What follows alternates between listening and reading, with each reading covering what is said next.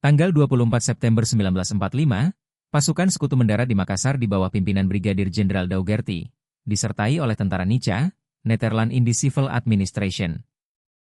Nica Belanda kemudian mengumpulkan mantan pelajar-pelajar sekolah menengah Jepang dalam rangka membujuk mereka masuk kembali ke sekolah Belanda.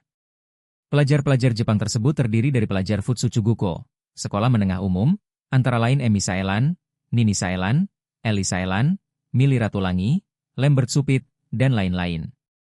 Pelajar Tokobetsu Chuguko, sekolah menengah istimewa, antara lain Rajadin Anwar, Rahman Daeng Lanto, Lamudin, Wahyu, Mohnur, Palangkai, Alim Bahri, Bahtiar, dan lain-lain.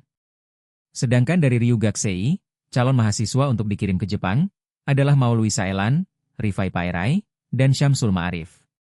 Para pelajar yang juga merupakan pejuang kemerdekaan menolak masuk ke sekolah Belanda walaupun mendapat ancaman keras dari pimpinan Nica, Mayor J. Wagner. Para pelajar hampir setiap hari berkumpul di rumah Dr. Ratulangi. Disitulah tercetus ide untuk mendirikan sekolah nasional sendiri. Guru-gurunya adalah para pimpinan Republikein sehingga SMP Nasional dijuluki Sekolah Perjuangan.